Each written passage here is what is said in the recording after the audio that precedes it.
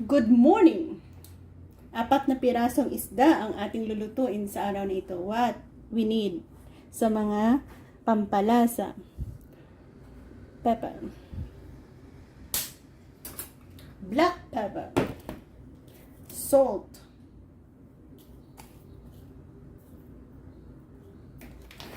MSG. Yan lang ang ating sangkap para sa ating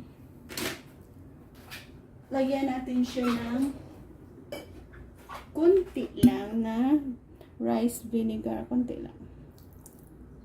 Yan. Samahan niyo ako kung paano natin prituhin ng crispy.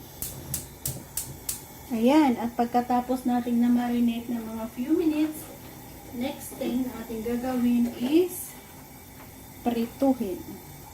Dahil madami, dito tayo magluluto sa ating malaking kawali. Cooking oil. Ubos.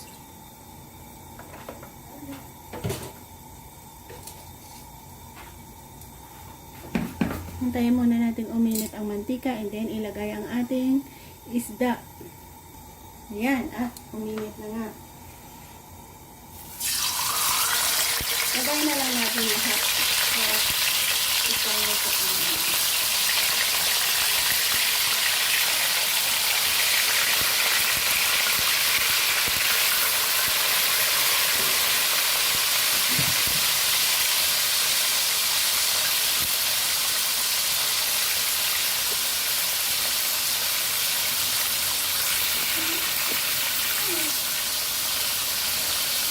Yan, balikan natin. Siguro na ready na.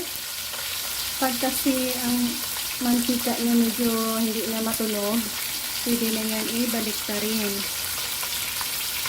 Yan.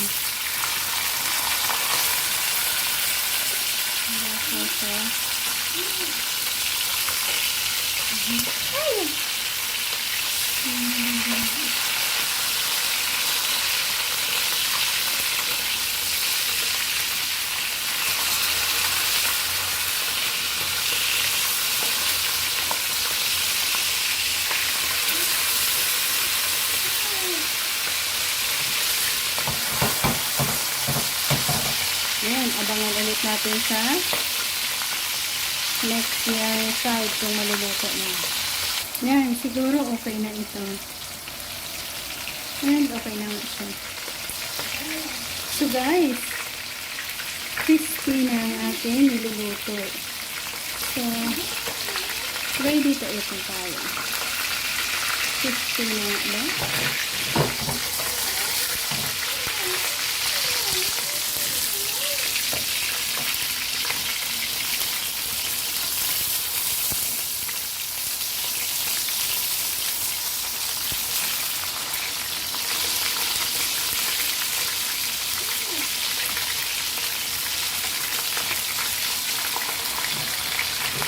Yan, super tasty, crunchy ang ating nilutong isda. So, ready to eat na tayo dyan. Medyo i-drain up lang natin konti ang kanyang mantika. Kanyang oil. Ayan, thank you guys. And, dito na natin ilagay. Diyan na natin ilagay. So, isa, dalawa, tatlo, and 4. So, that's all for today. Thank you again sa pagsabay sa akin sa ating simplihang luto ng isda o piniritong isda. Salamat and bye-bye!